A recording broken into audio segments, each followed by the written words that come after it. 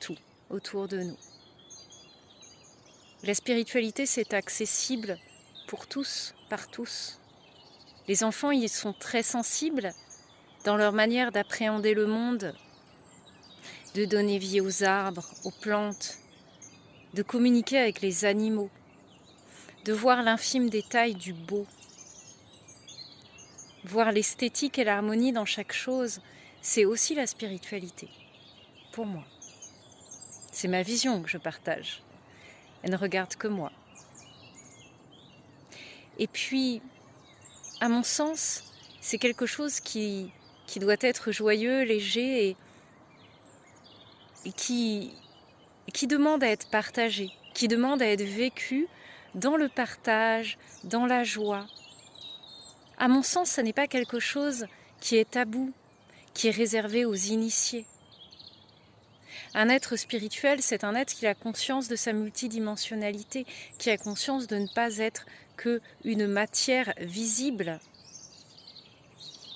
Sachant qu'en plus, on est constitué en grande partie de vide, mais ça, je laisse ça aux physiciens quantiques, ce que je ne suis absolument pas, donc je ne vais pas faire de scientisme.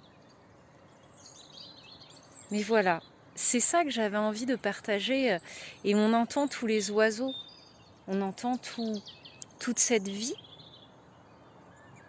et cette reliance à cette vie, à cette énergie, ça aussi c'est de la spiritualité.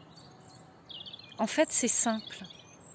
Ça n'est pas du compliqué. On peut le compliquer si on veut.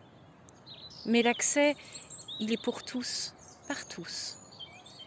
Et moi, je trouve que c'est important de le partager et que ce soit dans la joie, pas dans le mystère, dans l'ouverture, dans l'accueil inconditionnel, même si ce mot, il devient tellement galvaudé. Mais pourtant, il dit ce qu'il est. Pour tous, par tous. Tout petit message, toute petite vidéo pour vous parler de cette spiritualité qui doit être reliée au corps aussi. C'est pas l'esprit et le corps, c'est tout. C'est une constellation, une cosmogonie. C'est très beau comme mot, cosmogonie. Alors voilà, elle est où la spiritualité dans votre vie, dans votre quotidien? C'est pas faire des prières, pas forcément. Mettre des autels dans chaque pièce, pourquoi pas, mais c'est pas forcément.